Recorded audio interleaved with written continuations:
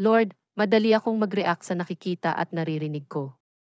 Mangyaring turuan akong tumugon ng may karunungan, kahinahunan at pagpipigil sa sarili. Dalhin ang aking bawat pag-iisip na bihag kay Kristo upang makita ko kung ano ang totoo. Marangal at karapat-dapat purihin sa bawat sitwasyong kinakaharap ko at sa bawat taong nakakasalamuha ko. Idinadalangin ko ito sa pangalan ni Jesus. Amen. Lord, madali akong mag-react sa nakikita at naririnig ko. Mangyaring turuan akong tumugon ng may karunungan, kahinahunan at pagpipigil sa sarili.